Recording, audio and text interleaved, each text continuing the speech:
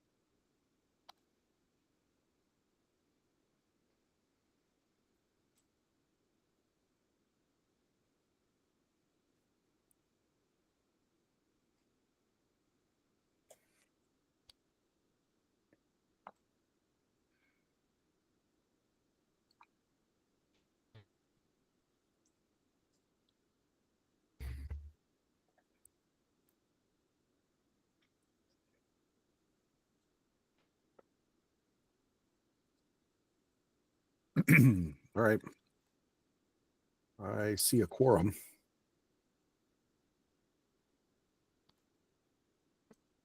Let me double check my work.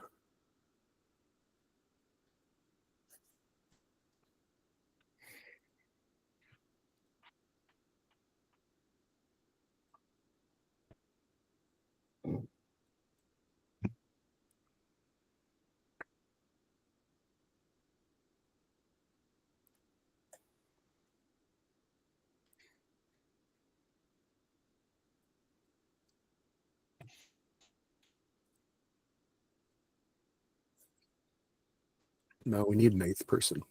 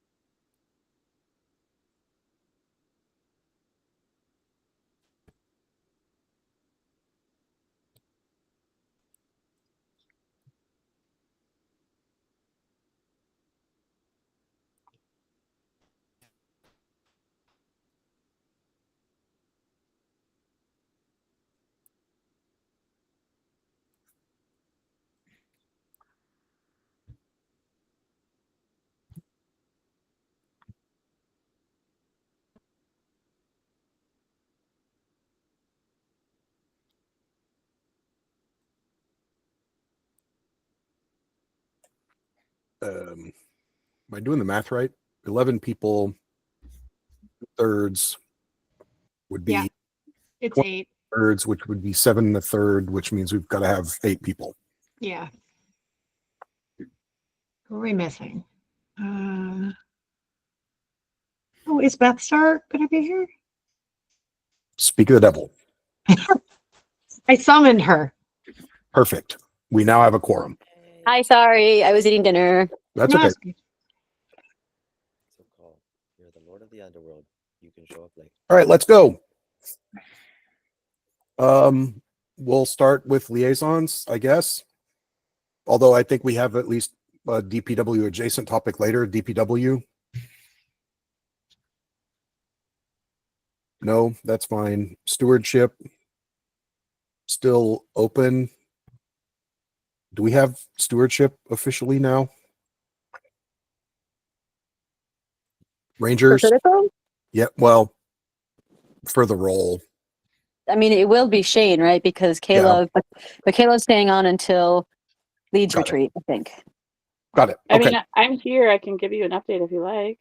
I'm right here. If you want to do a brief liaison update on stewardship, that would be fine. Yeah, sure. Forgive me, my dog's being special, but stewardship's going great. We had a great last work weekend where we had a nice small team felling trees in the park, and then it was all hands moving logs up and out of the park.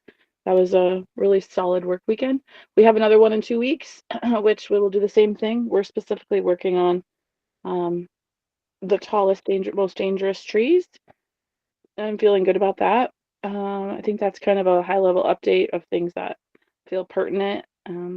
Outside of that, we're just cruising right along with the critical production team. Great. Ranger Council representatives.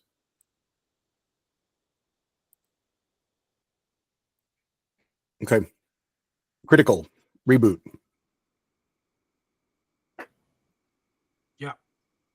Just swallowing my food.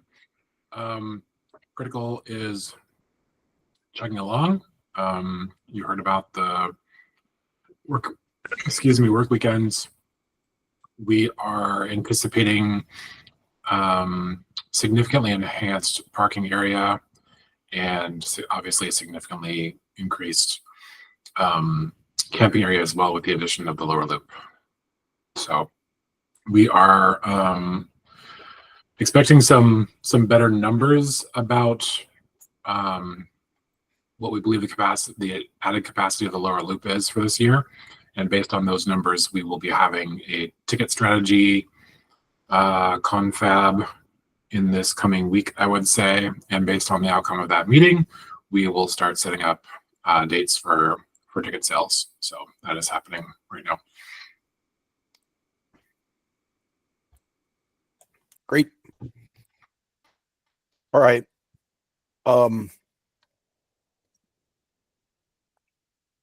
Since we don't currently have a sea compression producer, we'll skip that one for now. Hang on. Do you want to wait until further down when the events committee has a proposal for the board? Yeah, that was what I was doing. Amazing. Let's see. Minutes from last month. We narrowly failed to approve them out of cycle. I would love to stick the landing on that one next month, but for right now, we'll go ahead and do this by unanimous consent. Does anybody have any amendments or objections to the current draft of last month's minutes? Hearing none, we'll consider the March board meeting minutes adopted. Which brings us to Beth Star. I hear the events committee has something to propose regarding the sea compression producer. Yes, we do. Hello. The events committee interviewed a fantastic candidate for sea compression producer, Caleb, and we unanimously voted to recommend her as the CComp producer for 2025, which I would like to do to the board for the board right now, and would like to see if you have any discussion or questions for us. Hey, board, any questions or debate?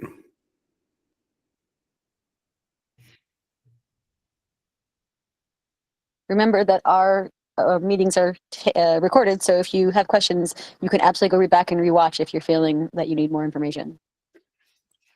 Fair enough. Hand Magic. magic. I was just interested in hearing Caleb's broad strokes vision. Caleb, you're here. Do you feel up to it?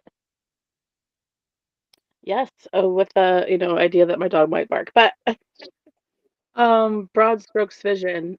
I mean, you can read more in an application, so a little more concise, but I have kind of a production team concept created. I think one of the things that is pertinent to this conversation would be having a technological AP, associate producer, by my side, because it is one of my downfallings is technology. I already have that person kind of ready to say yes once the board says yes to me. I've kind of started, a little bit of talking to people already because I'm excited about this.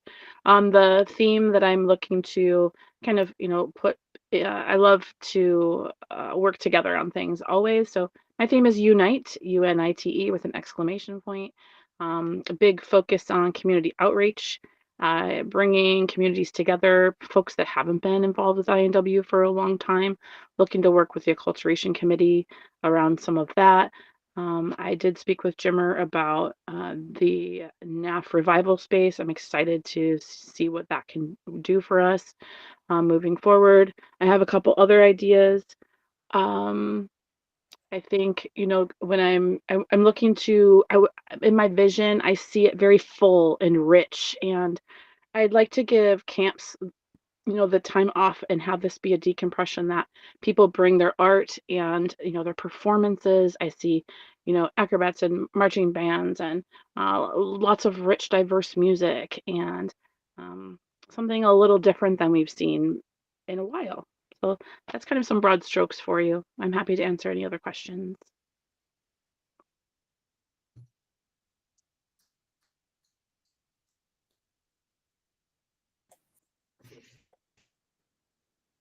I think that hearing no other questions, do somebody want to make a motion about this? Because that's what we do next, right? Yeah, you're the someone. I move to hire Caleb as the 2025 Sea Compression producer. Second. All in favor say aye. Aye. Aye. Aye. All opposed say nay. The ayes have it. Yay. Welcome aboard, Caleb. Congratulations. Oh, neat. Thanks, y'all. I'm excited. I would love to have a conversation about some details and things maybe in the next week. That'd be awesome. Yeah, if you ping me, like DM me, we'll make it happen. Wonderful. Thank you. All right, Beth Star, you had another thing, which was asset manager progress review. I did. I just wanted to let you guys know that Caleb is on as asset manager and is already working her tail off. I have already, you guys can look at it too. I think everybody has access to it. There's a spreadsheet. You can see every time Caleb is doing asset manager work, there's documentation. I don't know if you want to do like 5 minutes on it, Caleb. I could say it, but you are here and you're probably going to be more efficient. Yeah, I'm prepared to give a little update. I think at the moment, I created a form to fill out every time I do asset management work. I did that before I was interviewed. I am using that form. I'm learning I might need to adjust it a little bit. And then that form populates a spreadsheet. That spreadsheet, I think only a few people have access to. I can change that now and just put all the board members on there so you can take a look at what I'm doing.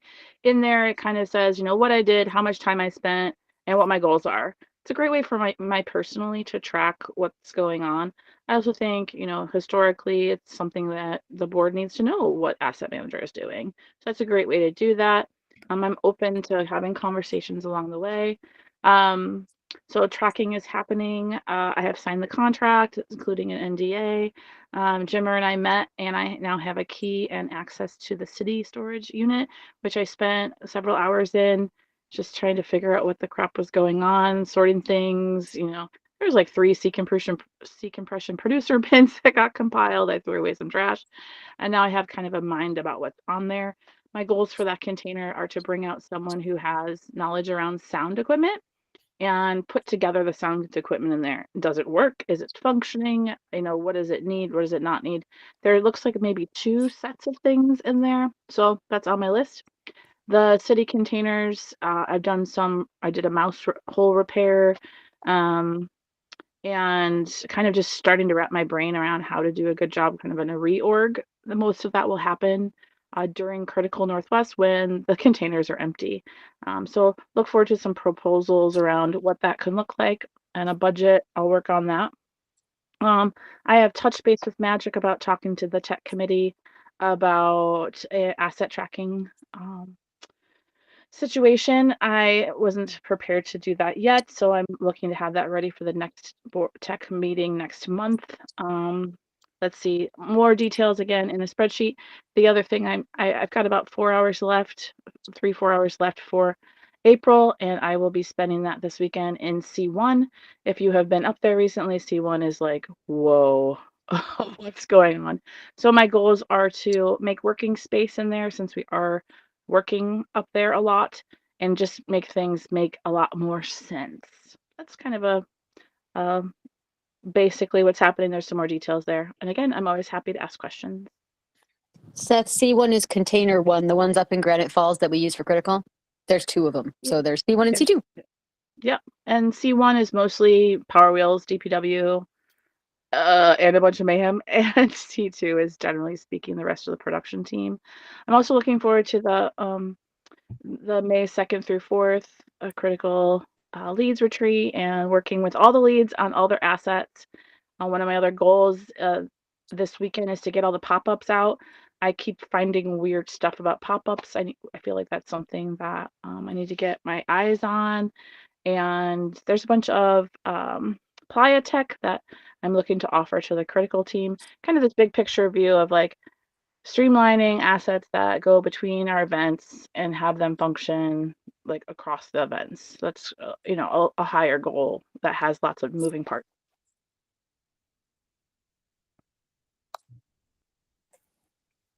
All right. Thank you very much. Next up is critical producer contracts reboot. Yes, hello. Critical has producers. They typically have contracts. Your thoughts? You're saying they do not currently have contracts, if I am understanding correctly. Yeah, they currently don't have contracts. Okay, so obviously, full disclosure, I am also a producer. So in this matter, I will not be voting. But in the past, we have signed contracts with Critical Northwest producers that agree on things like responsibilities and liability and non-disclosure and standard legalese stuff like where disputes will be resolved, that sort of thing, and the amount of stipends. So one thing we could do is take last year's contracts and update them for this year and issue them to the current set of producers. And I think that would probably be fine. What is the producer count this year? Well, that's a good question. The current count is 4.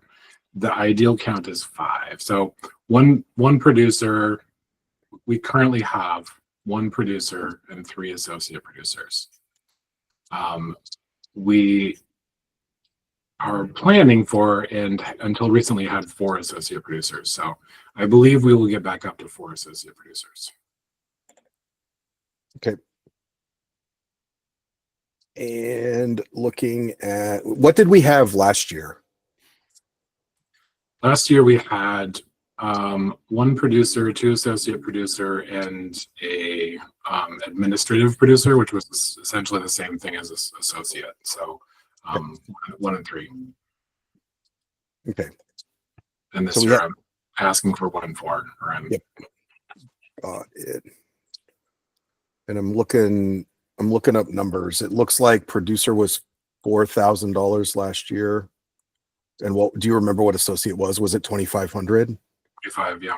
Okay. All right. So So check the budget for what we budgeted as well. Yep. Great.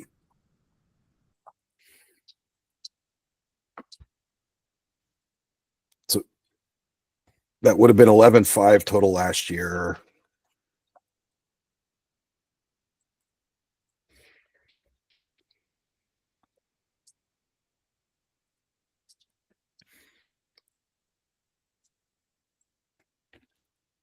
Okay. And the elephant in the room, everybody, is Reboot being a board member and a producer is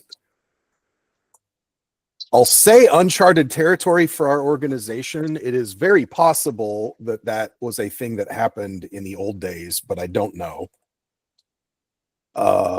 And I'm going to quote the bylaws just to make sure that everybody's on the same page for starting conversation here. Let me pull that up.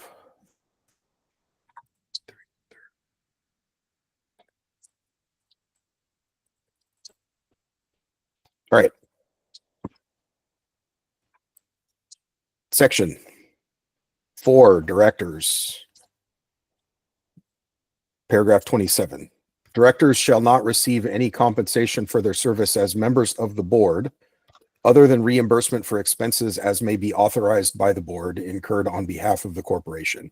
Nothing herein contained shall be construed to preclude any director from serving the corporation in any other capacity and receiving compensation therefore. I'll even quote that into chat. So fairly explicitly, like our bylaws do say, directors can't get paid for being directors. Also fairly explicitly in the exact same place in the bylaws, it says directors can do other stuff that would get paid and we can pay them to do that other stuff. So my position is that it's fairly straightforward that we can make this decision with due care, and make it however we believe is the right way to make this decision. I'll go one step further and say Reboot is certainly not doing less work as a producer this year than he did last year. Very possibly Reboot is doing more work this year as a producer than last year and is also on the board. So there's that. Anybody else have discussion here?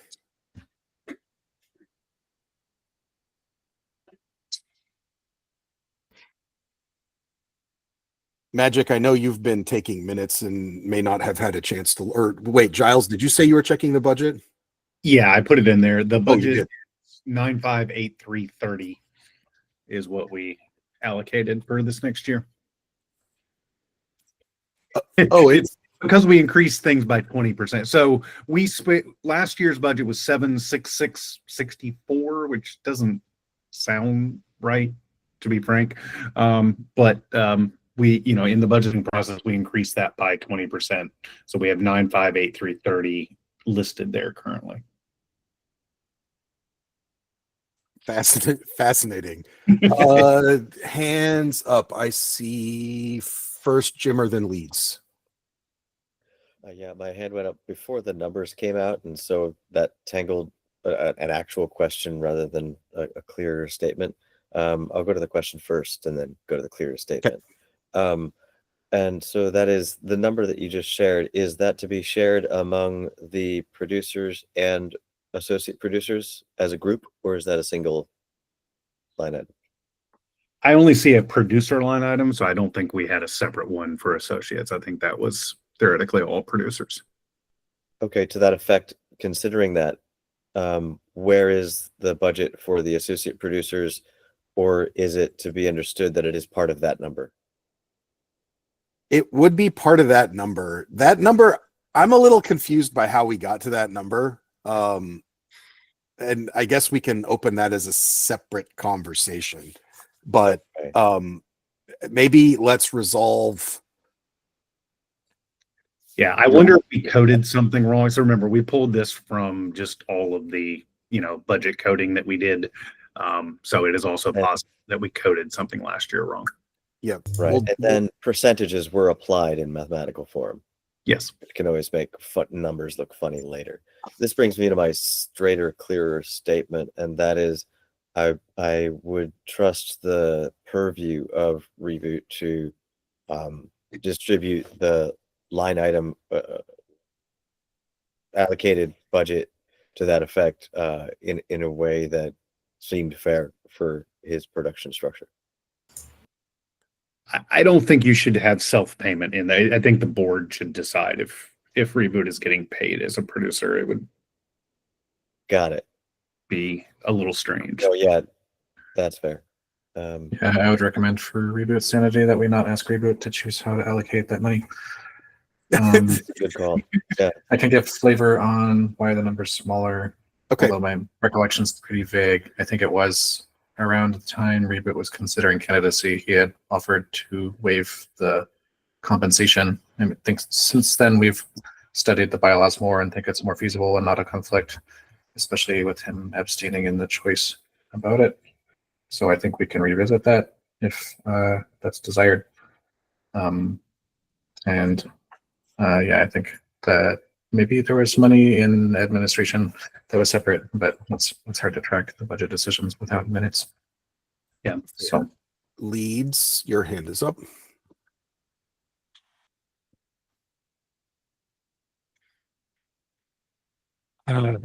Yeah, okay. I am a little lost on what we're trying to decide here. It sounds like we're trying to decide whether or not we can pay Reboot for the work that he's doing, and if that conflicts with him being on the board. Is that right? Essentially, I think, well, we can have that conversation. I would claim that we're clear that we can pay Reboot, and that the conversation is, do we intend to pay Reboot? Okay. Did we pay Reboot in the past? We absolutely have paid Reboot in the past. We paid Reboot $4,000 for his producership last year, for example.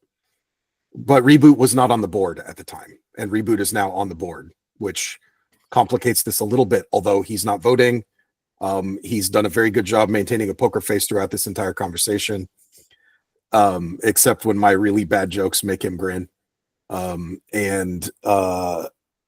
Yeah. So did that answer your question, Leads? Yeah, I think so. And then does Reboot want to be paid? Like, do we need to know that information, or are we just deciding to pay him or not? I mean, one might be able to hazard a successful guess on that question, but we actually don't need that information, I think, to be able to figure out whether we believe it's a good idea.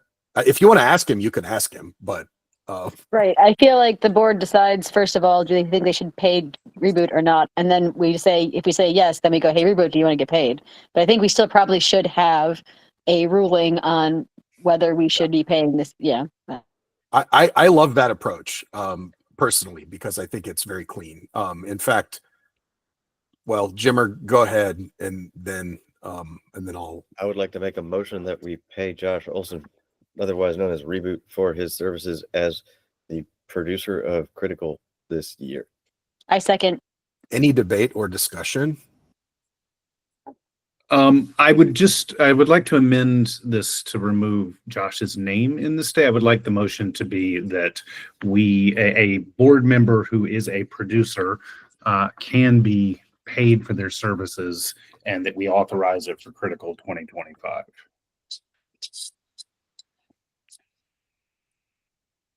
Any A debate second. or discussion on that amendment? By the language of the bylaws. All in favor of adopting the amendment, and then we'll go back to the question of whether we should adopt the resolution. All in favor of adopting the amendment, say aye. Aye. could you, All opposed, say nay. but could you also reread it? So we can write it down. I can. Let me say. So the statement is. See if I can get my thing here. Motion is that we are comfortable paying board member producers as a policy, and that we enact for Critical 2025 to pay the producer a stipend. Do we have to put the value in on this one now, or can we circle back around? I think that's question 2. In my mind, that's question 2. Oh, right now we're setting a policy. We're saying that board members who, I know how I said it. Board members who are also producers, we find that looking at the bylaws, we are comfortable paying them as producers. Like both at all the bylaws support it, and we are comfortable with the potential conflicts of interest that we have the guardrails in place. I appreciate that interpretation, but that is a misinterpretation of my actual statement. I am taking what you just said as written because it is already written in the bylaws. That is clear. There's no question to that effect. I am putting forward the motion that we pay the current person who has been hired as our producer. If you'd like to amend that to take his name out so that we don't name him, that's cool. I think the amendment was more about the comfort with a policy broadly, not just bill of attainder about Josh Wilson. Yeah, I feel like we're like attempting to basically say what our interpretation of the bylaws is, because like, yes, the bylaws say we can pay people, but we are going further to say we can pay a board member who is a producer for their services as a producer, is how I read it. So from a parliamentary procedure perspective, the amendment was moved, seconded, and adopted by the body. Yeah. And Jimmer, as soon as your motion is seconded, you lose control of it and it goes to the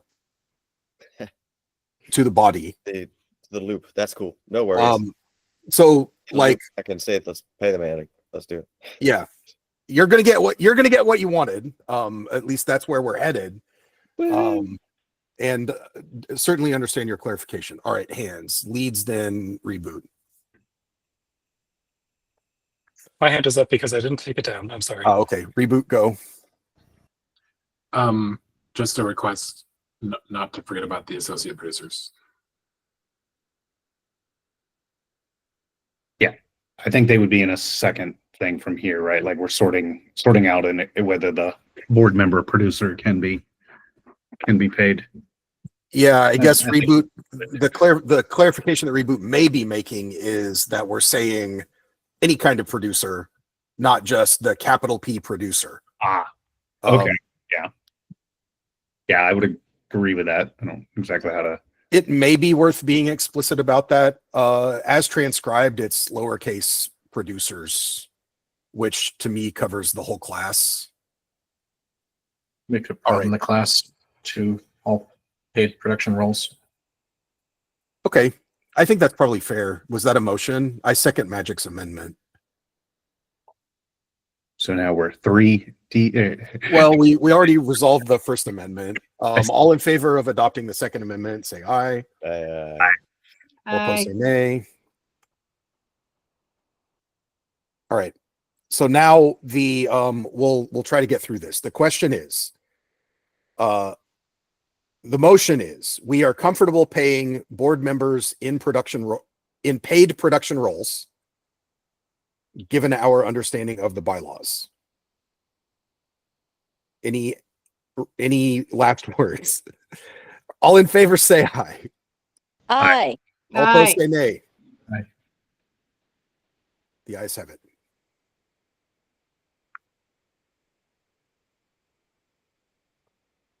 Okay, so we've got that question out of the way. Now we get to mess with the budget. So it looks like somehow we budgeted a very strange number, $9,583.30. Yeah. Last year we paid $11,500, and I would say the straightforward approach would be go all the way to $14,000. I don't know. Thoughts?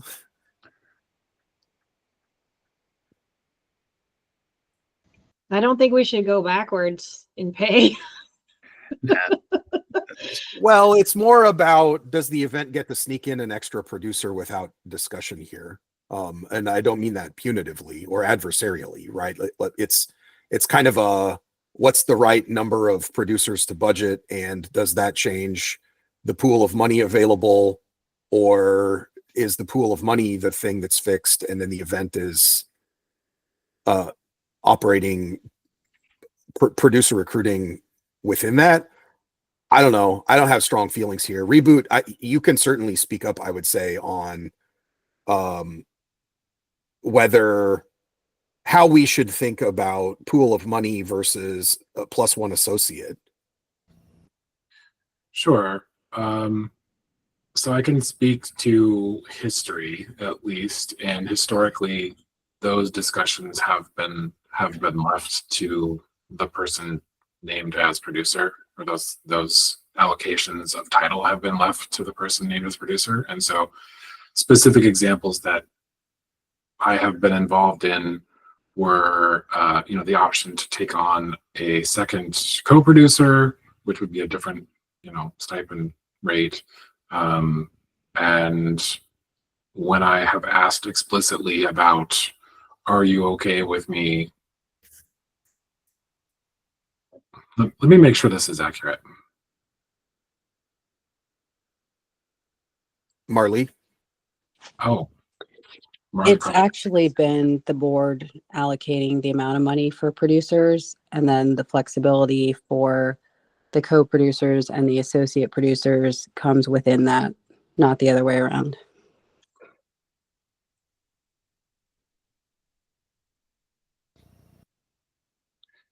It is certainly possible / likely that cart and horse were detached in those two different matters.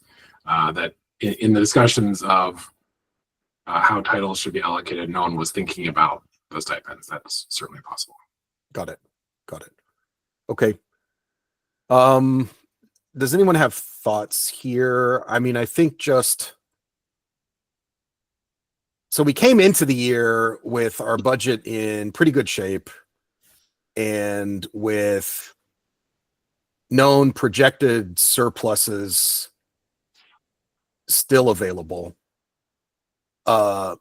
If we let that set the tone for generously saying yes always throughout the entire year, that's probably a bad idea, but this might be a case where we easily say yes anyway. Anyone have thoughts? Jimmer, I see your hands up. My understanding is that this is one of perhaps 2 or 3 meaningful financial conversations that we're going to be discussing having to do with an adjustment of budgets. To keep that in scope is all I'm thinking about. But I am generally in support of paying the producers just to have that, in the same breath. Reboot. So just a note is that in December, when the budget was established this year, I was not on the board and I was not part of that conversation. I certainly would have offered information to help establish a more helpful number, but it didn't happen. Yep, totally fair.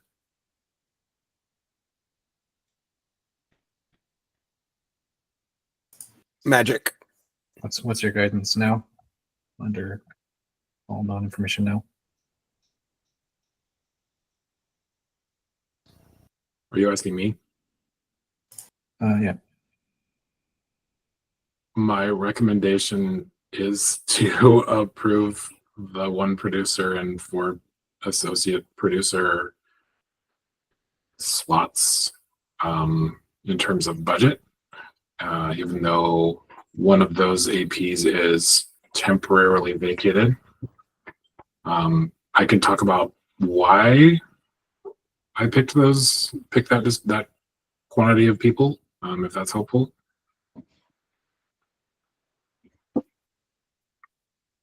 I'll take you up on that offer. Okay. So it's part of a general push for more sustainable community practices and distributing load. It's partly about distributing load among a greater number of people. That job in particular is pretty high demand, especially during the event. That job, and by that job I mean all kinds of producers. We rotate being in command of the event, divided among the number of us that are there and healthy, which, in this day and age is not guaranteed to be our full complement. So some redundancy is part of that, right? Assuming that some of us are likely to call out for some reason. But it's a 24-hour shift that is not just on call, but actively managing things for much of that 24 hours. It's very demanding. And you know, I have done it as often as every other day, and it is very, very draining. It's a lot of work. So that's part of it. And generally speaking, I am trying across the board to distribute work among more humans to make each of those humans enjoy their volunteerism more and come back and not burn out. So including producers in that as part of it as well. All right. As a human that burned out pretty hard last year, I very much appreciate that that as a concept, right? And I can definitely second Reboot's statement about how being LOD is extraordinarily draining. I only had to do backup LOD one day, and it was a lot. Magic. Would you support other 24-hour roles, also having 5 people fill them? Like Rangers. I feel like we've had this conversation before, Magic, but you know, I have in fact been an agent of adding more humans to roles like Rangers, and specifically Rangers. This year, I'm trying to convince us all to look at that a little bit differently and create shift supervisor shifts that don't have to be production leads, and so we can expand the pool of people available to do them to a much wider net of available candidates, right? And so the demand for one person to do multiple of those in a short time span is hopefully eradicated or greatly reduced.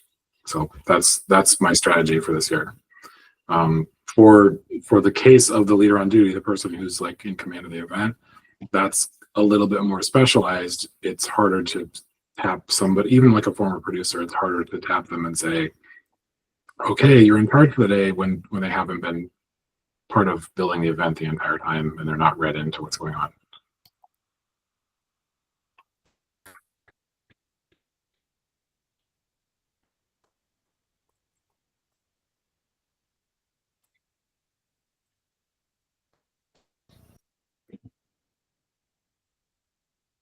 Okay, where are we at on this one?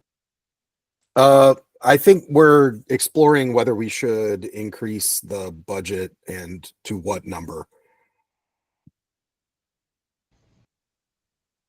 Yeah.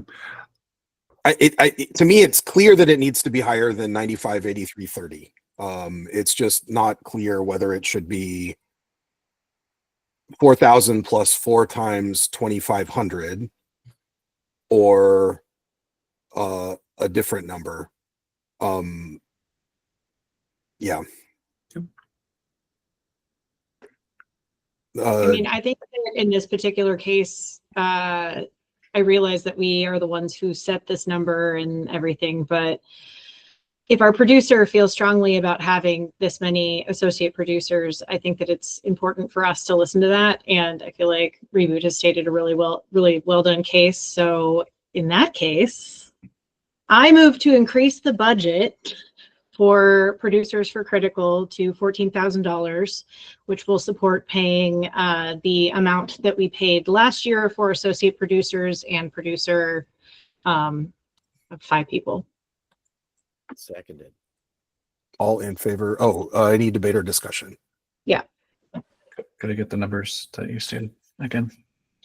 14,000 as the budget, so that we pay 4 associate producers 2,500 each, and the 1 producer 4,000. I think that I'm gonna not vote on this one, just in an abundance of caution. Just FYI, everybody. Okay, Fair enough. totally reasonable. Mhm. I think I heard a motion in a second. Who was You the did. second? I'd be happy to second if not, but it was for the record. Who was the second? I heard Jimmer Okay. second.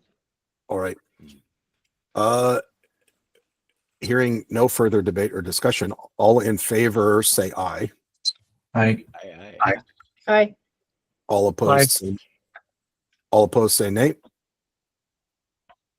Motion carries.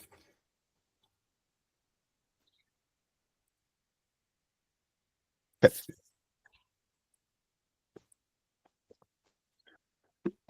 Just so people, if people are in the budget spreadsheet, I have a notes tab now. So every time that we amend the budget, I am putting a note there and then actually updating the spreadsheet with the values. So. Beautiful. Reboot, is there anything else we need to talk about on that topic before we move on? I think what happens next is I update the existing contract templates and get DocuSign packages in people's hands. Yeah, that's my actual ask, is to Okay. update and distribute the contracts. Okay. Thank you. I'm on it. All right, next, excavator rental bid board. You all have email, I think. That email went to the whole board, yeah. Yeah. And this is Reboot's topic also, if you want to brief on this, Reboot. Sure. I'm going to look up the email while I talk, but so we have a bid from Dookie, who is one of our DPW leads, for rental of an excavator of comparable class to the type of excavator that we have needed and used in the last 2 work weekends. And the reason we need a huge fucking excavator, a huge excavator, I moved to strike my previous curse word from just kidding. The reason we need a large excavator is that we are clearing approximately 1.5 acres of forest. And just for some background, it's like young, unmanaged forest that was clear cut about 15 to 20 years ago. So it's not like it's not anything that any of us is uncomfortable about. Quiet.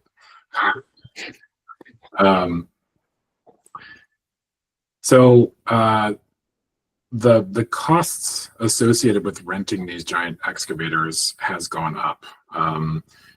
According to our best sort of reliable estimate, for a weekend of excavator use for a 50K excavator, from United Rentals, which was the best quote we got, it was north of $5,000 for the weekend. During the first weekend a month ago, one of our DPW people had like a secret inside contact at United Rentals, and so they were able to sneak us into a lower rate, which was great. And so we only paid I think it was $3,500. So that was neat, but I don't think we can rely on that forever. So one thing that happened in parallel was Dookie has just purchased an excavator and would like to offer us a bid to rent that excavator. And his price is $3,000 for a weekend, all inclusive. So he'll cover fuel and transportation and all that. And details are in your inbox.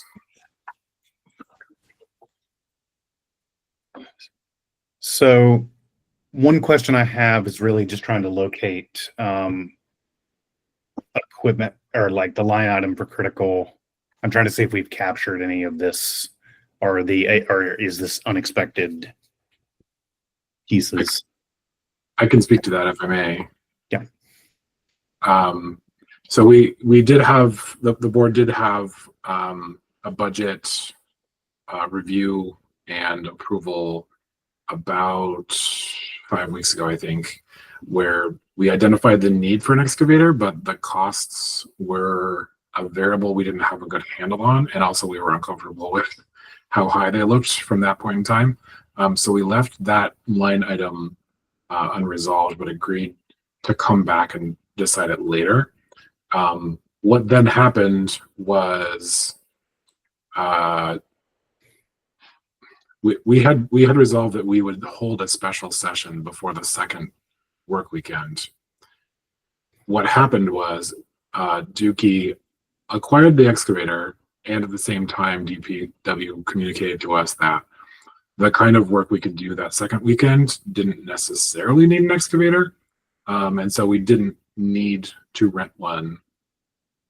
And also, Dookie's new excavator was going to be on site, and he offered its services for free, partly because he was trying to get it up and running that weekend. So we got partial excavator use this last weekend from Dookie's excavator as he's doing tune-up stuff with it.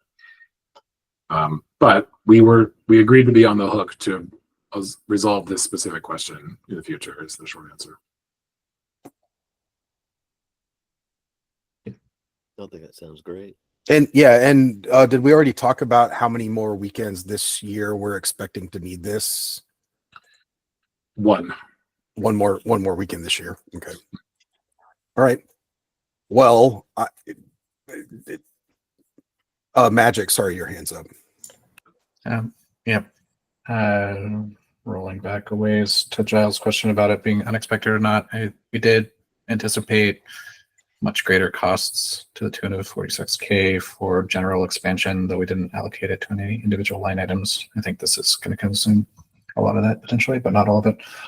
Are you talking about line, or no, that's No. a total business? No specific line. It was like a multiplication of everything across the board, not knowing what would cost more. But this could have been anticipated, but we did not.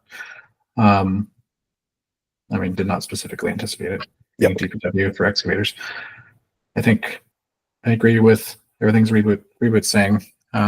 It's nice also to hear that Dookie brought the excavator this recent weekend, and really appreciate the time and energy he's put into that. I have one comment that I don't think should hold things up, but I'm kind of curious about the thinking and naming the excavator company Fern Gully Construction Inc. If that's like super consistent with what our community wants for forests at all. I don't know. Can we stick on the budget thing just for a second on that one? Josh, I saw you were doing some budget planning. Would it be possible to come back, or is there a timeline when like the rough scope of the budget would be in your mind? Because I think right here we're all comfortable with we need an excavator. Well, I won't speak for everyone. I am comfortable with the concept that we need an excavator. This kind of thing looks good, but I don't have a strong understanding of the budget for the event yet. And I'm wondering if there's a time where we can kind of come back, because I think you eventually send us a proposed budget for the event. Is that kind of correct? Yeah, my intention is to bring that to the May board meeting. We're having our Leeds retreat the weekend of May 2nd, and so our department budgets are filtering in right now, and so we'll use the next month to negotiate and refine those, add everything up, and then finalize it by the time of the Leeds retreat. So we'll have that ready to go for next board meeting. In terms of the expansion, we have already approved, the board has already approved the DPW budget for this year at the last board meeting, which included all of the costs for this expansion, except explicitly for that excavator cost, because of the unknowns that existed at that time. Jimmer? So my understanding so far is that you're expecting that we will need it 2 weekends from today's date out. Is that right? So $6,000 as an expense line item? 1 weekend. 1 weekend. Okay. That feels very comfortable. I would propose that we accept that as it stands and run with it. Sounds great. Is that a motion? That was a light-handedly worded motion to the effect that I move that we support the financing of Dooky's excavator for the $3,000 cost for a weekend's work of use, as anticipated, as it is anticipated as a single cost that we will incur for this year, and as such is well within scope of what we anticipated and not trouble. I think I'd like to put an amendment in there about the fact that we're renting it. We're Yes. not paying for it, we're renting Yes. it. We're not financing Dookie's excavator. We're renting an excavator from From Dookie's company. Dookie's By all company. means. And I think that's where Magic was saying something about specificity of the name. Yeah. No. I'm saying the name's in poor taste, and I don't really want her to like have to deal with that later. But it's already done, I guess. So It is, yeah, he's already done it. It's an LLC already. Reboot. I don't know. We're gonna always be dealing with. We're gonna deal with burners. We're gonna deal with Yep. snarky, tongue-in-cheek crap. Reboot. I would recommend adding some sort of a provision for only getting partial usage of the excavator. It wasn't fully functional this last weekend, and so it could potentially be partially functional again. So I'd recommend offering some sort of proration for actual hours of service. That sounds great. Producer, I think you will operationalize that intent. Okay. Well, I don't know. Like, I'm open to feedback on that. Like, who's having this negotiation? All right, fine. That's fine. All right. I don't think we made it out of there with a resolution. We also didn't, yeah, I don't think we even think my amendment got, well, I guess you seconded my amendment, so we got to there.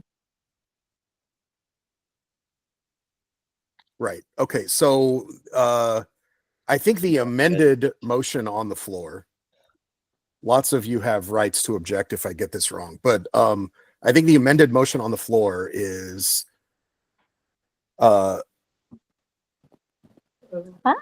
we move to rent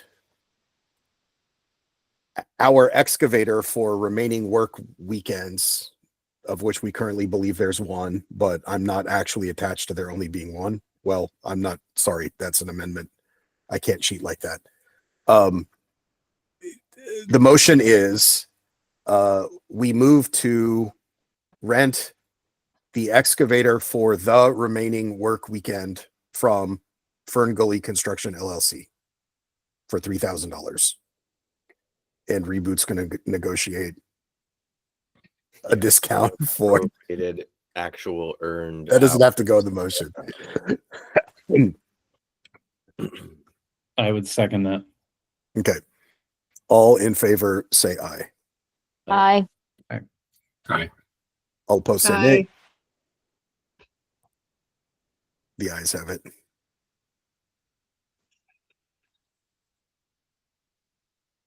All right.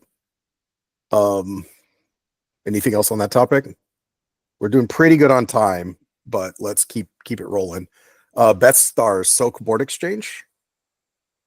Yeah, I just really quick wanted to know if anybody was the contact last year for that. Otherwise, I'm reaching out cold call, which is fine. I just didn't know if anybody else had like done that, had that conversation last year. Reboot.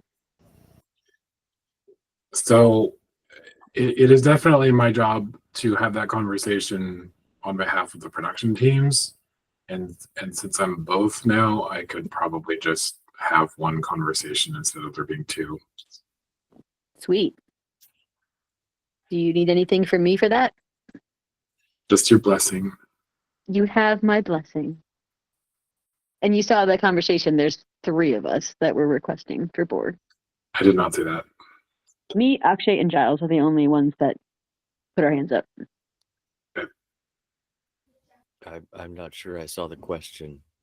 I would enjoy checking my calendar. Does that mean you want to be on the list, Jimmer? Depending on my calendar, yes. Okay. I haven't considered it yet because I hadn't seen posts about it? There's a post in the board Slack. If you scroll back, it's me saying Stoke Board Exchange. But yes, if you want to DM Josh or Reba when you make that decision, I think that's all we have to do talking about that. We don't even have to make a motion, y'all. Great. Cool, thanks. Next up, Asset, you asked to talk to us about volunteer stuff. Hi, I'm gonna pass it over to S'mores because she's a smooth talker. Hi, y'all. So Asset and I have been working on pulling together a volunteer committee. It's largely driven by demand from the community and some interest in creating some, I guess, more official pathways for the navigation of communication between INW and volunteers and volunteerism in general. So we originally started some of these conversations over in the events committee and then peeled out on our own to have had like 3 meetings of just folks trying to kind of figure out what would this committee look like, what's really important to the community that's been able to attend our meetings. And so we kind of pulled together the information that we had collected from those 3 meetings and put together a little, I guess, basically just kind of like 3 goals that we have. So I know we sent those over to the board. I can read those if that is desired. Asset also sent over an email to answer a few of your questions. So I can read whatever is desired, or I can just answer more questions if you guys have them.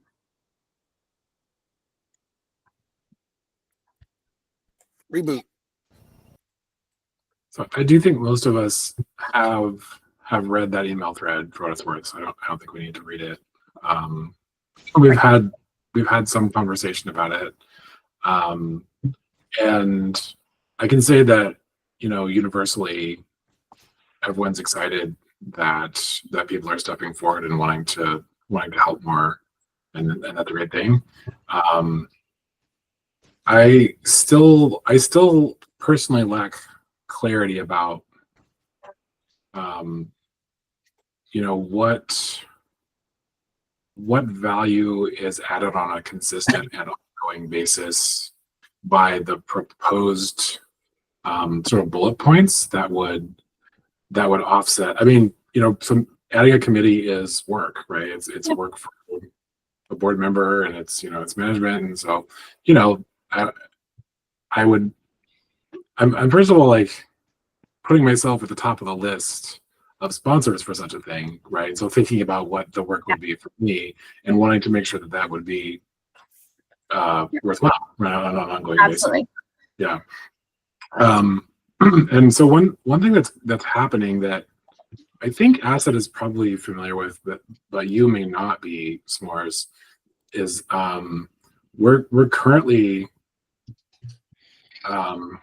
doing a push to extend sort of the production team communities of both of our major events to exist year round and engage in more independent strategic thinking, coming from the departments themselves, and less driven by, you know, producers and board, and more driven by exactly that, you know, production community participation and initiative.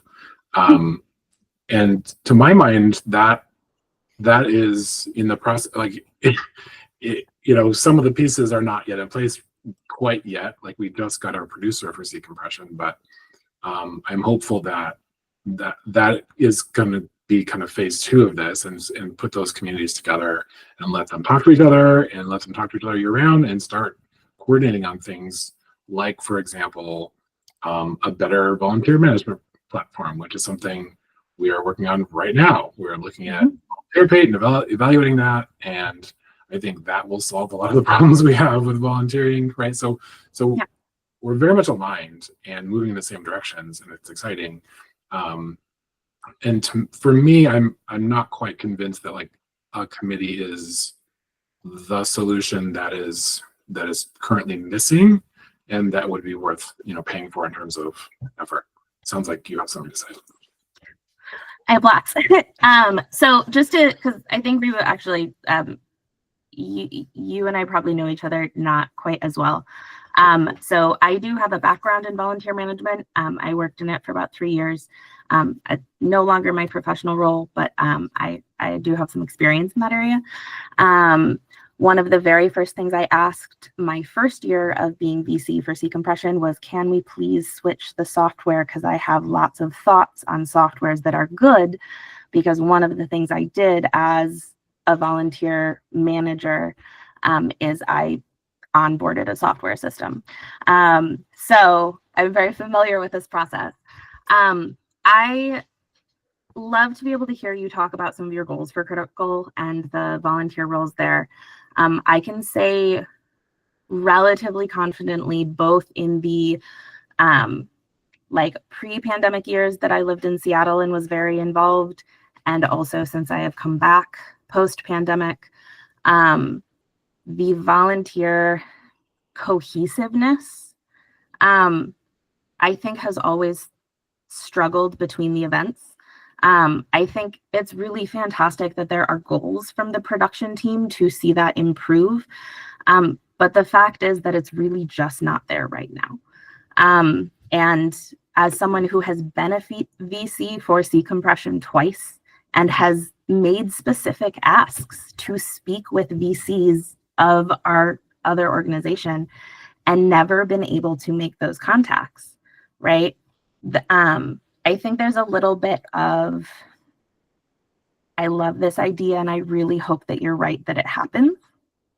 And also a little bit of skepticism around, is it going to happen on a timeline that is not waiting another 3 years? So one of the things that I do see the volunteer committee being able to do is start now. While events are starting to put together their production teams. And I also very much do not see the volunteer committee as something that would operate in isolation, right?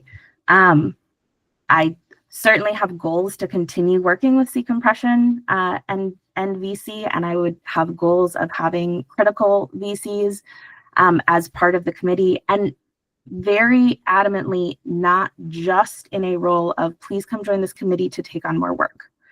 Please come join this committee so we can have discussions about how to make this easier for all of us. I have a decent idea of some of the work that goes into being VC, and a lot of that can be supported by a committee of people that meets all year round, right? Not just during event season.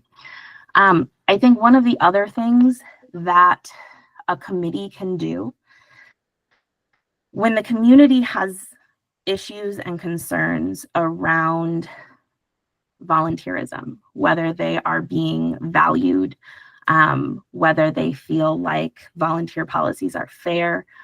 Often when there is a specific individual who is the face of VC, complaining to that person or trying to argue with that person can either be very intimidating, or it can feel like you're like up against a wall. And I think one of the goals with this committee is to help facilitate that communication better. We know that some of the issues with volunteerism in our community right now are in how volunteerism is respected isn't the right word, blanking on the word I'm trying to come up with, but like how we thank our volunteers for what they do, right? We have inconsistencies across events. We have policies that large groups in our community take issue with. And I think having a committee who can sound those ideas can also help with some of the, how can we make this a more cohesive, like, you are an Ignition Northwest volunteer, how do we support you, make you feel heard, and also maybe make sure these policies are in line with making you want to continue to volunteer. I think when you bring together a group of people on a committee, you have a little bit better ability to do some of that support. The third thing that I want to say, I feel very strongly about the volunteer committee not being led by a board member. That being said, I feel very strongly that we need to be able to have a relationship with the board, to have board members in participation. But I think that it's really important that our committee has a differentiation between board membership of the committee and committee leadership. And so that is one thing if you are concerned about workload. I don't think that this is something that we are asking for a board member to come and lead. We are asking for a board member to participate in. Brendan? Important procedure or operational note. When I initially heard the proposal for in front of the board for a board sponsored committee and a charter, to me, that sounds like a board committee. Because those are the kinds of things that get board sponsorship and a charter. And board committees, there are some regulatory, not exactly requirements, but like it can't be a board committee and not a board committee, I guess is kind of my point. What I just heard you describe is totally legitimately a thing that's called the volunteer committee, but it wouldn't be the INW volunteer committee, right? Like it would be maybe a volunteer committee in the INW cinematic universe. And I guess I'm trying to understand what exactly are the important, because like, so I imagine this committee needing to have very strong relationships with what we think of as the event community, and also very strong relationships with what I think of as the board.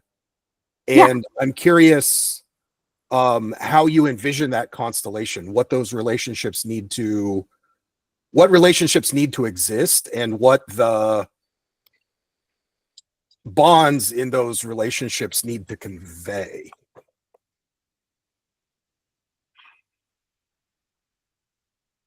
Which I think all of this is kind of founded on what are the activities and goals of the committee? Okay. So activities and goals, I can, I mean, those are relatively straightforward. As far as, I mean, well, okay, let me try to not read what was in the email thread. So around our goals,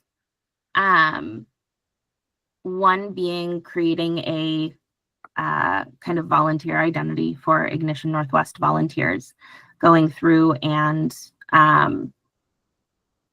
I think one of the things that was very evident from the meetings that we held over the last few months was community coming in and asking for clarity, not just on who is considered a volunteer, but all of the different ways in which that could look like. And I think that's something that our community struggles with, is communicating that if you are not just inherently at a bunch of things all the time, right? One of the things that we have already done is we have put together kind of a draft document that we would love to be able to propose to comms and tech about adding to the website to give language to what is volunteerism in our community look like. One of the other things, as you mentioned, being tightly in communication with production, I would view us in many ways as being able to directly support the efforts of VCs of events, right? Having communication there. With regards to this, and I'm struggling a little bit with your delineation of like, is this a Ignition Northwest committee or just some committee that happens to be focused on Ignition Northwest events, right? So I joined the events committee after Sea Compression this year, right? So my first meeting, I believe, was November. I joined the events committee because I was told that the events committee was working on a bunch of these issues around volunteering and supporting volunteers and policies and sort of stuff. And I very quickly found out that actually what was happening was the events committee was supporting the idea of this volunteer committee being created, because events committees have very full agendas, and we haven't talked about volunteerism in any of the meetings I've been in the last 6 months because we haven't had time to, right? It's been logistics around interviewing producers and finding locations. And like, this is stuff that the events committee does not have time to do. But during that time, I've also asked quite a few times about like official documentation for like committee charters and that sort of stuff, what is publicly available. And I have yet to see any sort of documentation that says that to be an Ignition Northwest committee, the committee has to be run by a board member. And so I think that's kind of where our delineation was we weren't able to find anything in the official documentation that we had public access to that said that had to be the case.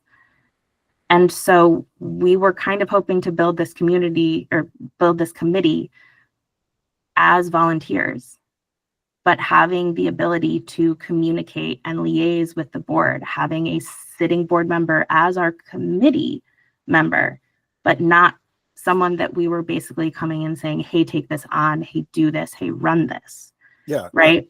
I guess that's completely consistent with what I'm saying. I guess I'm saying you're not actually asking for a board committee, which means that you don't need the board's approval or a board charter. Honestly, the biggest thing that we are asking for is we are asking for all of the administrative support that all the other committees get. Being able to post on the website, being able to be part of the calendar, being able to have a hosted link, like something that when people are looking at how to get involved, we would show up on that list. Okay. I think that is a board committee. So I think I need to do a little bit more understanding maybe what it is exactly that you're envisioning here, and we can figure out whether to call it like committee with a capital C or committee with a lowercase c or something else altogether. Because like, I think all of these are solvable problems, but I think I just don't quite understand the vision well enough yet. There's hands up. Reboot, then Magic, then K-Love. So just to reiterate, S'mores plural, I don't see her name up there anymore.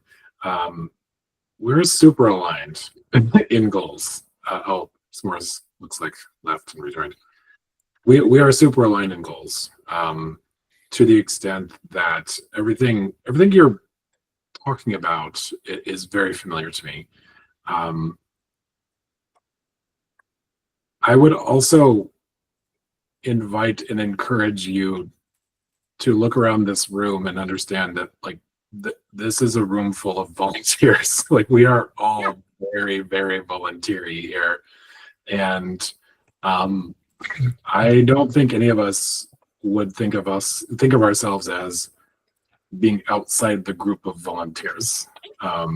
Quite the opposite, in fact. I don't think I was asking you to exclude yourselves from that identity.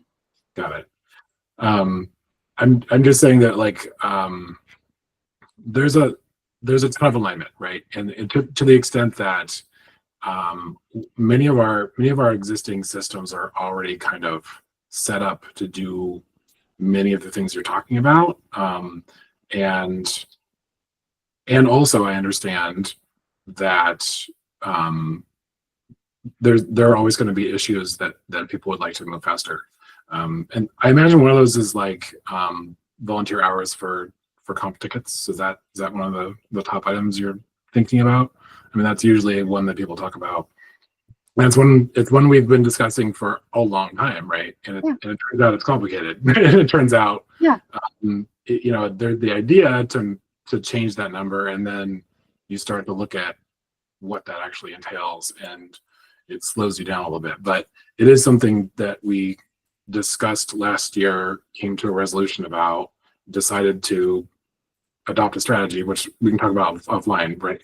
But that happened, right? And I think it's ripe to address again this year, and I would support addressing it again this year.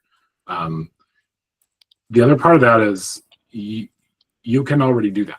You can already come to the board and say, I would like this issue that I care about to be addressed. I propose this to the board, and I would like the board to consider the thing I'm proposing, and that will happen. That's what the board is set up to do already. So if the goal is to be separate from the board and also ask the board to do things, you already have that.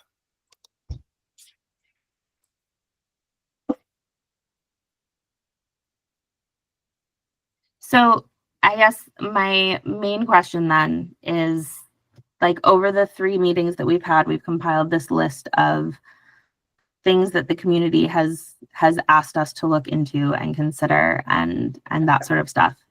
So I guess, is your proposition then that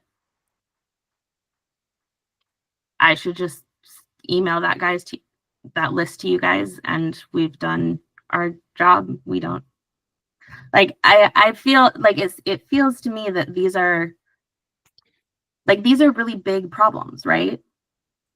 So I don't know what the problems you're naming are, so it's hard to agree. Well, but even what you've listed, right? Yeah. Having a good understanding of a software that is going to be able to support all of the different things that we want to be able to do, right?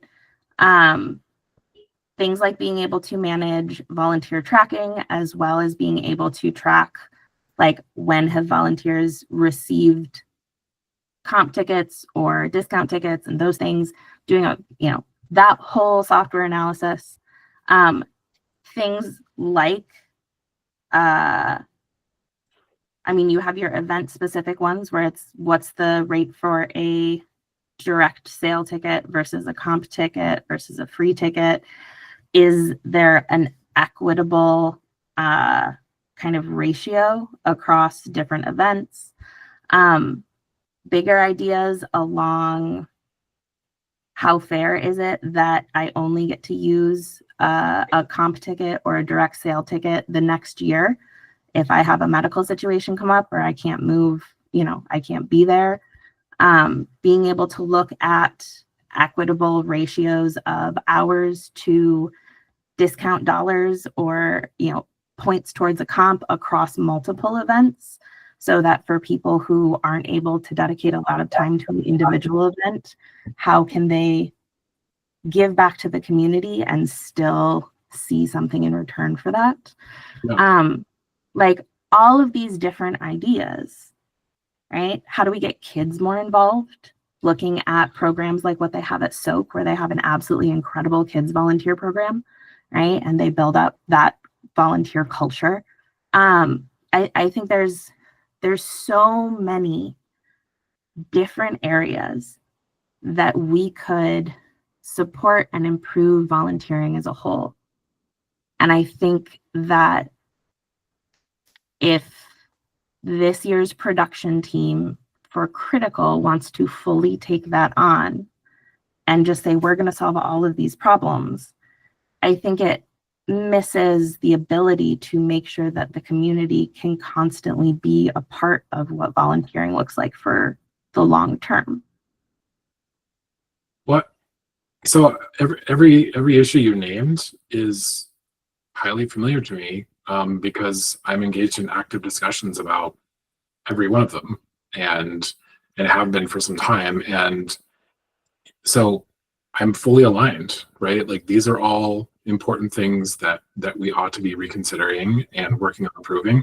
And I think at least half those cases are right now doing, and I trust will be better next year than than they were last year, because we're working on it.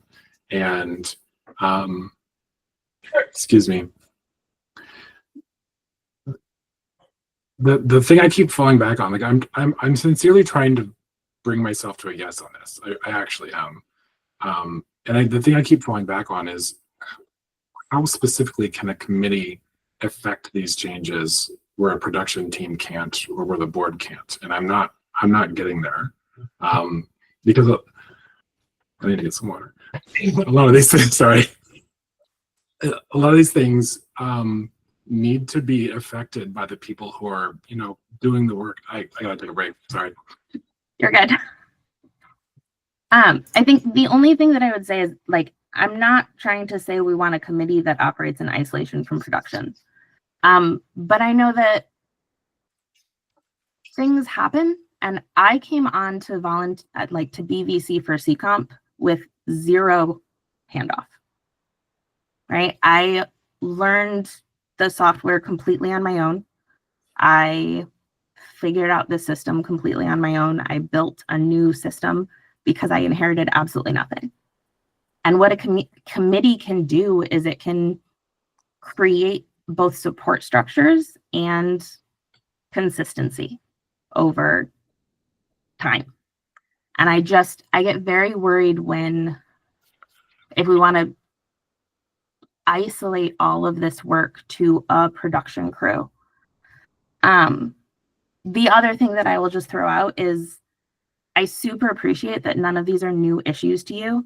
None of these are new issues to me. I've been talking about how do we change some of these things in the volunteer community since before I moved away from Seattle. So 2018, right? And for me, being a part of production for Critical is never going to be a possibility. As a teacher, I will never have the time. I cannot balance my work obligations with doing something like that. But I can be part of a committee. I can put my time and my effort into helping solve these problems through that type of participation, right? And so I think that by pulling all of these very big, multifaceted problems that the community has been trying to solve for multiple years and saying production's got it, you do create a system where only some people are going to be able to work on the problem.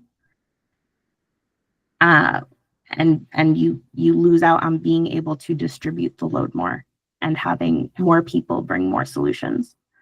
So if the board decides that that's how you guys want to do it, that's fine. But I think that you are ultimately forcing the solutions to be slower and more isolated by making that decision. There are lots of hands up. Magic, then Jimmer, and then we'll go on from there. Yep. Sorry. Med typing. Let's see. I want to address a couple of things. Feynman first mentioned this distinction between a board committee versus just a committee or a gathering of people or interested parties. I mean, looking at the bylaws, the notion of a board committee, which is what you're asking for, is that to have delegated powers of the board, basically. There is a requirement to have a board of director be a member, but there's no requirement that the board member be a leader in my reading right now. So I think that's like flexible within the bylaws, but you would need at least like a member, and that's that sponsorship, I guess you're asking for. Yep. I think there's a lot of alignment in what everyone's saying. I especially think there's alignment in what you just said about the like ability to commit time to be in production because of the time commitment being large and like wanting to diffuse the responsibility and the ability to tackle the problems to more people being a way to help more people contribute. And I think that's consistent with what Reboot was talking about earlier with producers having like a huge demand during the event and before the event and wanting to spread that out more. So there's a common thread there that we should acknowledge and respect.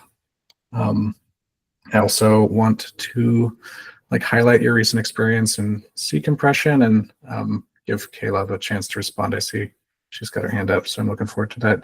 I'm also curious about Beth Starr's input from the perspective of the events committee and like what she'd like to see happen from this committee, having kind of guided you to propose it, you know.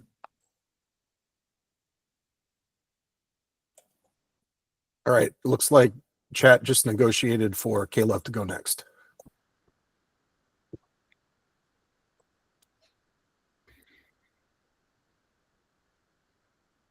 Hello, forgive me, my dog is having a spaz. A couple things. One, I think in my experience as a person on a production team with Ignition Northwest since 2017, we have a volunteer problem. I think it's really rad that a group of community members have come to the board and said, hey, we want to take this on and we want to, support and try to help solve the problem. Two, we want to work closely with the board and the production teams. As someone who's been on production, is becoming on as producer, I want that because primarily the amount of voices that can be present in a committee, the way that the committee can allow the community to speak into production, I think is really invaluable. So I support it 100%. I also want to back the idea that what I'm hearing S'mores say is that they don't want kind of like how Beth Starr is leading events committee. That's not what they want, but they do want to be an INW committee with a charter, and they're just looking for a member to not lead it, but to be participating in it. So it's just a little bit of a tick of a difference. I feel like it's important for INW to acknowledge that, especially because we're talking about our community voices. As far as concepts of volunteering with C-Compression, in my opinion, C-Compression has some troubles and a legacy of volunteer troubles, and it is one of my goals to start solving that. I've already talked to S'mores about coming on as VC, and I would love the input of a committee. I hope the board does consider taking this on with seriousness. And I think what Josh and S'mores are talking about is all the same thing. I just think that the community voice is what we're lacking.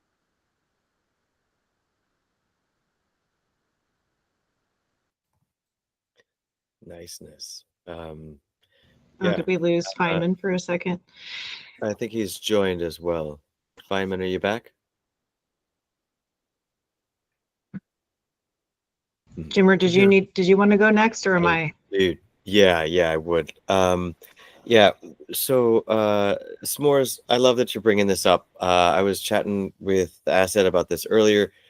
Specifically, you need a charter. I love the idea that you guys are doing it. Please note the term liaison as a board structure term that fits well in our standard use of terminology here.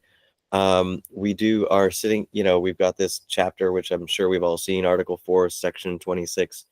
We've got a special designation for what committees need to be shaped like in a way.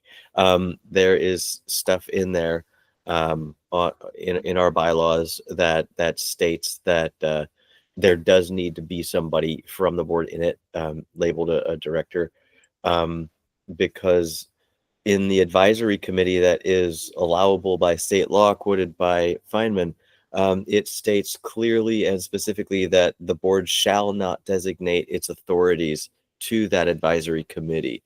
So considering that would be all of the extraordinary powers you're looking for, such as website access to the Google calendars, all that good stuff. You want that. That's cool. Keep that in scope. That's plausible and groovy. But it does mean that you do need to become a committee within the board structure, which again does require a board member, which again can be framed within language of non-directorial structure within the building of the charter. So that's what it comes down to. I've built a couple of charters here. I'll tell you, my workflow on it was real quick and easy. I saw all the other ones. I cut and pasted them. I literally printed them out, looked for repeated motifs, and I just built my own from there. That's what I would recommend you do. find the charters so that you see how we're building them and build one that fits for you. Yeah, and bring it back. Sounds good.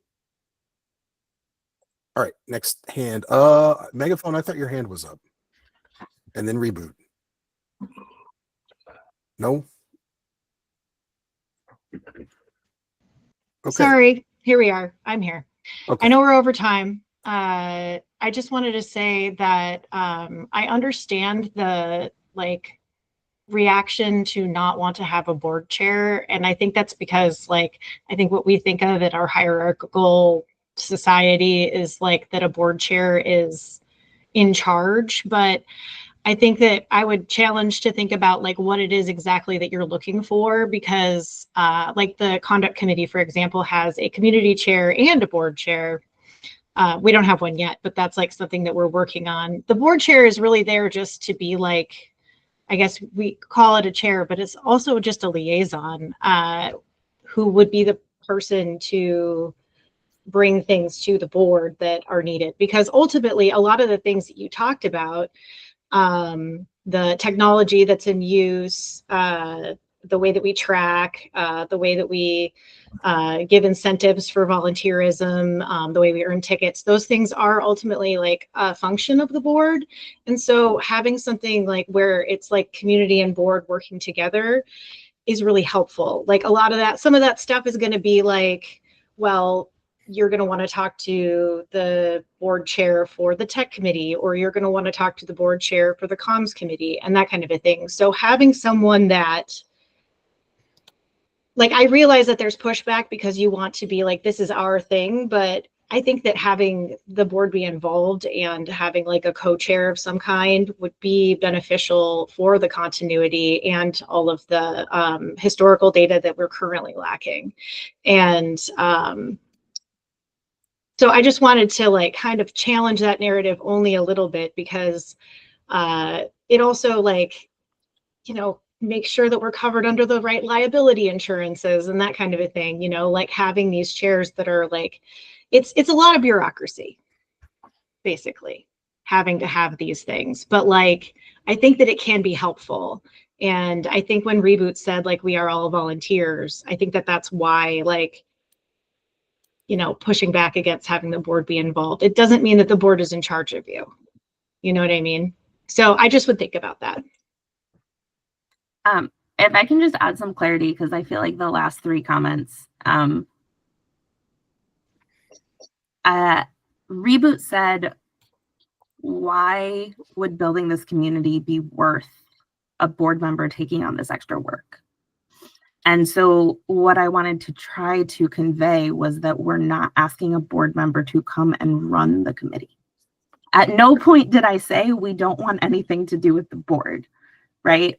We very much want a board member to be part of the committee. We want to have a conversation and a dialogue and membership and buy-in, right? On my list of documents that you can't see, where we've gone through and we've defined volunteers, board members are listed number 1 on that list. So this is not us coming in and trying to take this and say you guys are doing it wrong or you guys don't count. This is us saying the community has issues and we want to help communicate that. And we want to help solve those problems.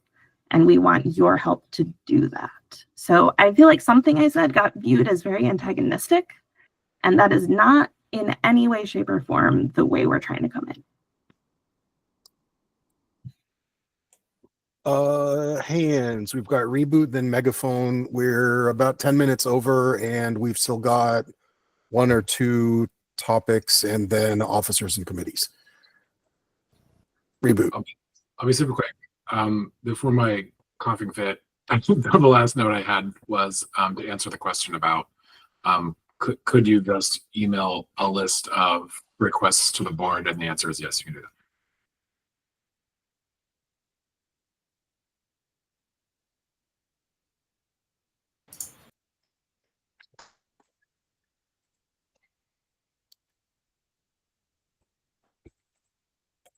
All right. Magic. So I don't really want this to go without a vote since it's been proposed and there's been a lot of discussion. It sounds like there's different kinds of support and not full clarity yet. Not sure how to frame this, but I also want to respect the need for like bottom up leadership for this role in particular as being asked for, and also acknowledge that we're not being asked to not participate or that there's any sort of antagonistic relationship. I don't really perceive that. So all told, and to have a vote on this, because I don't want this whole conversation to not go without a vote. I think that would be unfair to everyone. I move that we work with Asset and S'more and start a committee. It does not need to have a board chair, and it's prioritizing solving volunteer problems and hearing volunteers.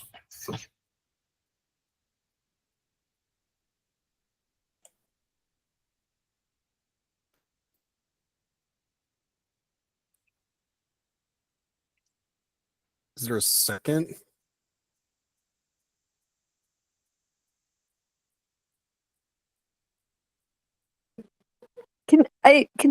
Magic, I'm so sorry. Could you restate that again? I didn't quite get it, I don't Yeah. think. Sure. If I may speak to the crickets, perhaps the thought around no chair was concern. I didn't say that there would be no chair. Sorry, I thought you did. Sorry, let me rephrase it. Sorry for the rambling. I move that the board work with S'mores and Asset to establish a volunteer committee with non-board chairs, but a board sponsor.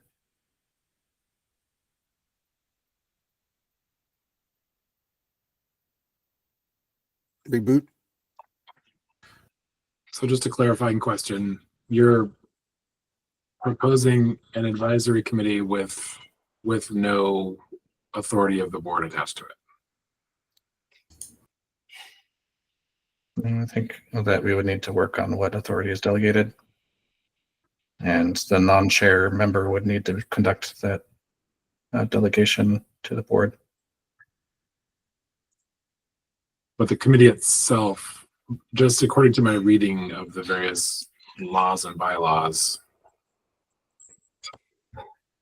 without a board chair could not itself be imbued with powers of the board. Is that right? And I don't have that reading. I see that the committee must have a member that is a board member. It does not require a chair. Also, it needs to be delegated some powers. I guess that could be a null set. I haven't looked too closely at that, but I think that we do want to have this community energy be captured and fostered in a way that does solve these things year round and also lets people contribute outside of individual event productions. If there's energy for that, I think it'd be good.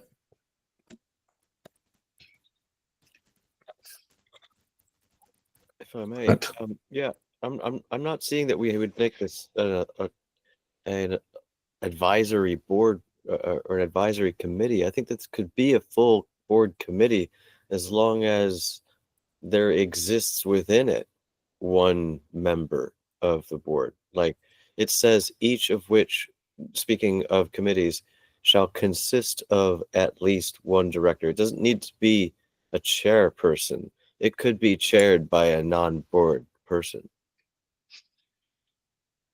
I'd like to amend my proposal to address Giles' contribution in chat that this committee be established upon the construction of a charter, which would be approved by a future board meeting.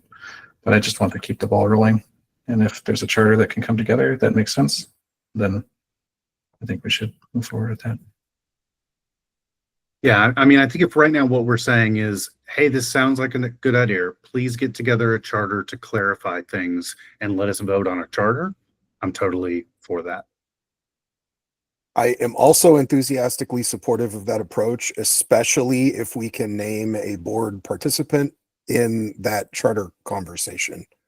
Because I think that there are strong definitions in several people's minds in this room of what constitutes a charter that I think we're not necessarily going to have to match those definitions, but I think we're going to have to construct a charter with the perspective of what those definitions are so that the charter can be responsive to the inevitable questions when we have this conversation in a future board meeting. Do we have a board member that currently has the bandwidth to participate in a provisional committee for purposes of charter construction?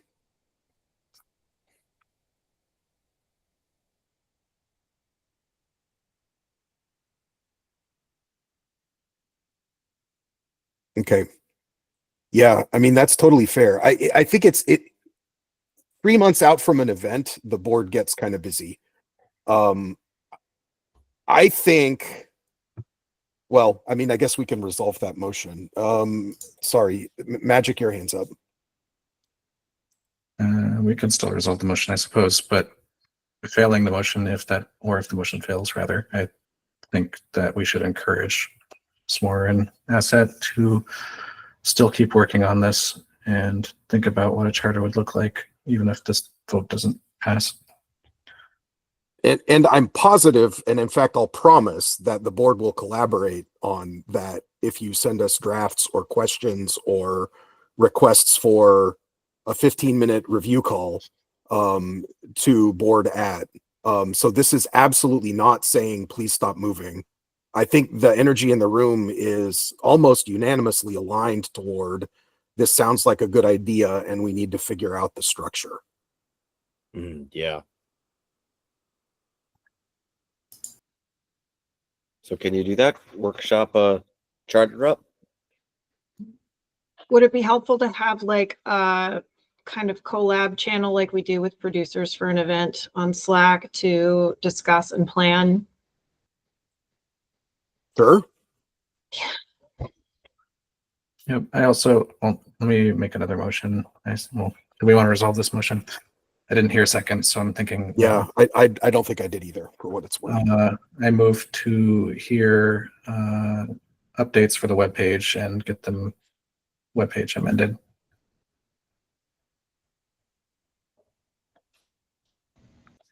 Magic, was that you volunteering to take that task? Yeah, I can do that under my IT hat. Yep. or I just Twitter, wasn't but- clear because, like, to me, that's not even a motion. To me, that's like, Yeah, I just want S'more to not leave with anything except being told to do more work. I'd like to address some of the goals that sent Got to it. us, and this is one of them. got it. I would second website updates, especially if Magic can make them happen. All right. I heard a motion to accept proposed amendments to the Ignition Northwest website, which we will act upon. All in favor, say aye. Aye. Aye. All opposed, say nay. All right. The ayes have it.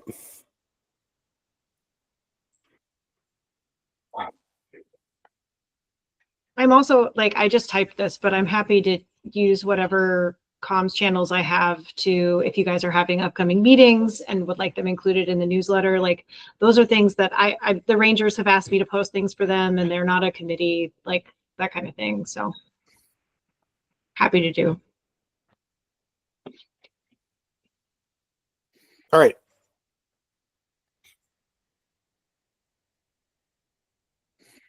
Asset, I know you're in Slack. S'mores, are you in Slack? If not, we'll get you an account. Yes. Okay.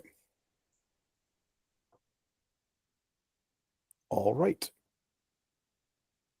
Anything else on that topic? All right. Grant's proposal. Giles, do you want to do this super Yeah, fast? I'm gonna do this fast because it's timely. We have to make a decision tonight or not. Okay. So for 2025, we had a great outreach and response to the grant proposal. Had 89 projects asking for about 59,000 in funds. We've got 3 current and former honorarium projects. Some of our goals this year was to try and get some of the other honorarium folks to come to us. This year, we also, for the first time, kind of have broken out the propane budget in hopes possibly of pushing that on to the event budget as much as just kind of understanding propane demand. Of the 89 projects, 77 of them are desirable to fund.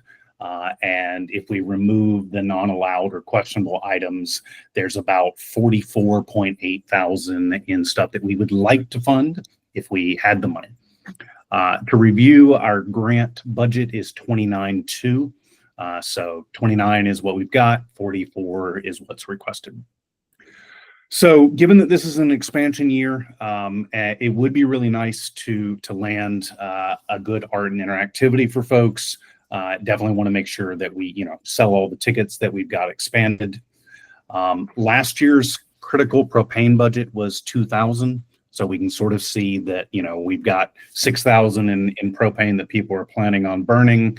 We've had about 2K to kind of kick around for folks to use.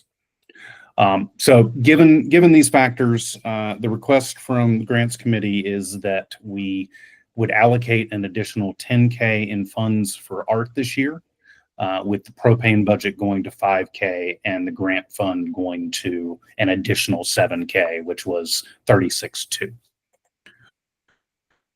So that's a lot of words as fast as I could, but that's Could you break down that the 10K, 5K, 7K?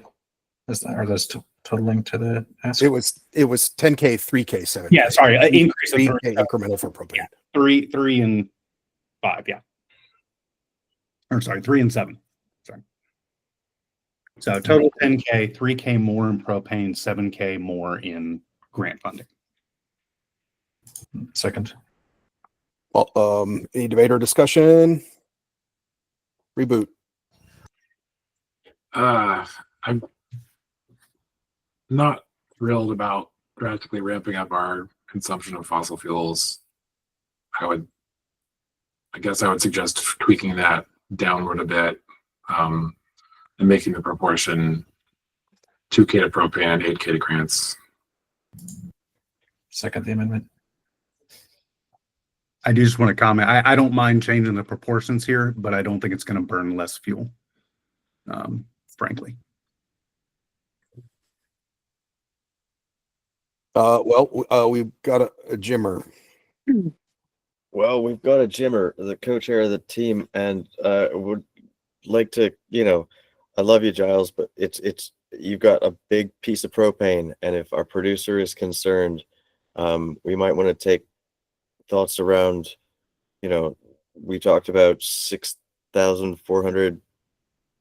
I mean, it is a big ask, and is there wiggle room?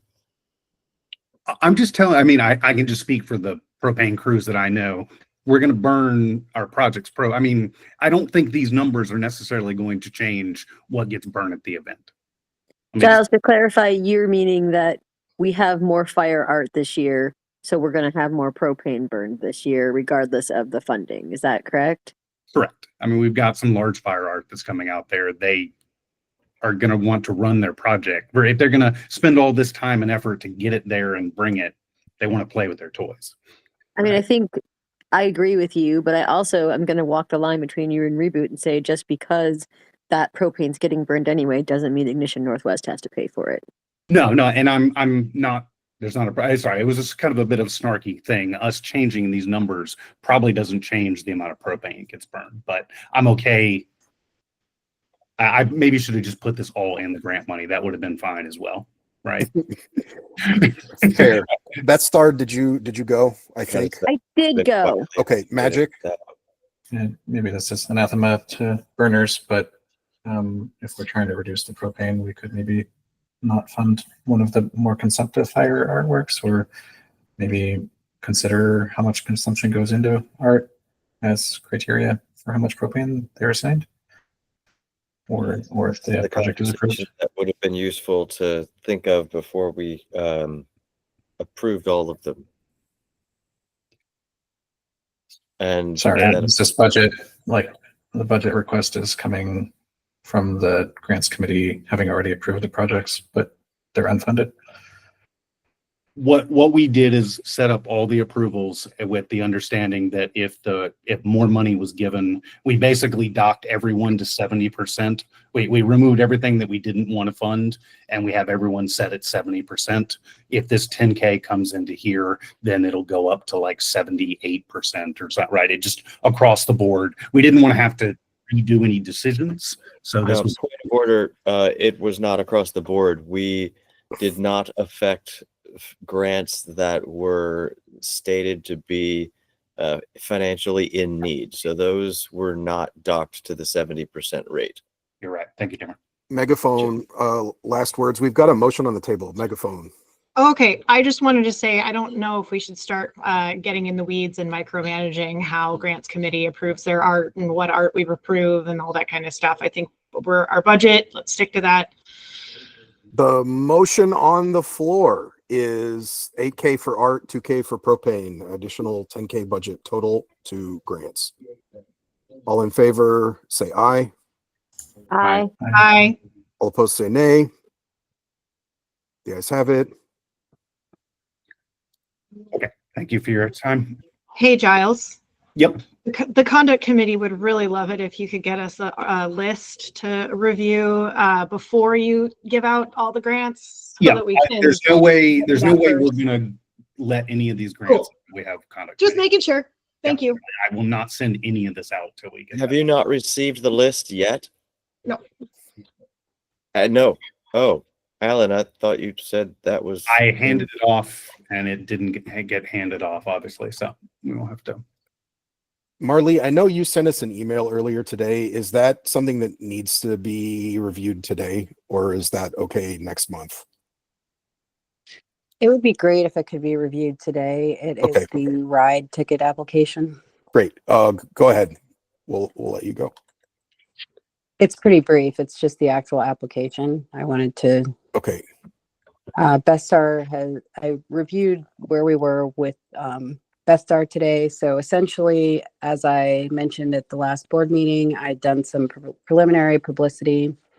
I also sent out a message with critical comms, although I don't know if that message actually went out. That was pretty similar, just said we have a initial pilot program and that we are doing some tickets this year. The application is a very brief application. It is a combination of things that are kind of important to me and what I've seen with the BMorg application and some of the things that I've seen in other applications like SOAK and fire drums. If you take a look at it, it's pretty simple and hopefully non-intrusive. I think it's a little different than the SOAK application, which strives to collect a lot of demographic details. I think for our pilot, we're kind of more interested in just trying to be inclusive and hopefully getting people to apply. So it doesn't ask for specific demographics and things like that. It asks for the basics and how many times they've attended critical. Do they fall into a couple different categories? Do they have any accessibility needs? Are they interested in volunteering? Can we hook them up at the theme camp? How did they hear about us? And how did they hear about the application? The idea is that I will review the applications and run them by Bestar. And then if we are lucky enough to get a high number of applications, then we may institute an additional screening process. But the first goal is to kind of get things out there and see how many people are interested in applying. This looks really great. Is there anything in particular you need from the board? Do you have any concerns about it? Anything you want to see? Anything you feel is missing? I will looks say like- that we do intend to run the list against the do not attend, obviously, because this is going to be a ticket. We also will run it past the critical producer so that he will get eyes on it before everything goes out as well. Yes, and I realized that I forgot something and I forgot the vehicle pass question, but yes. Reboot. Correct me if I'm wrong, but when this was discussed a couple months ago and approved, I thought I remembered that this was explicitly a BIPOC focused program. Am I misremembering? No, it is. Okay, so I'm just seeing there are other questions. Is that just for intersectionality, or what? I guess my question is, what criteria will you use to select grantees? So grantees will be BIPOC. It is an intersectionality question. And also if people have additional challenges or concerns that we can help them meet at the event, then those are kind of the things that we will try to help them with. Often people meet more than one criteria aside from BIPOC. And for the purposes of this conversation, I'm hoping to get board approval, and then I will send the application to, now that K-Love has been approved, to both Reboot and K-Love, and see if there are any additional things, because I want to use the same application for C-compression.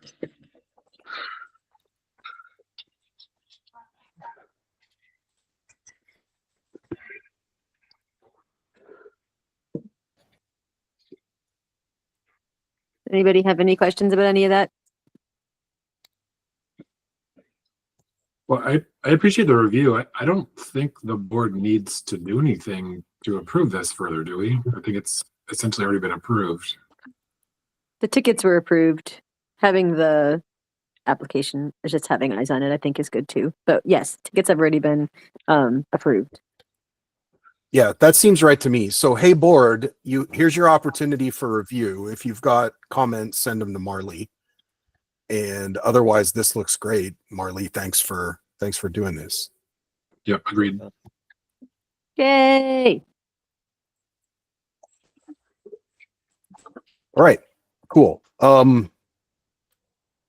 We're a minute over our, like, we're an absolute failure if we go past 9 o'clock. So we are an absolute failure, although maybe only it's just me that's an absolute failure for failing to rodeo the for people, and this was nice. We got productivity well here. Yeah, fair enough. Shush. Any emergency officer or committee updates? Otherwise, we'll talk more about it between now and the next meeting and at the next meeting. Okay, great. I hear none. Thanks, everybody. Thanks for the extra time today. Thanks for the extra time today, and we'll see y'all online. Bye, friends.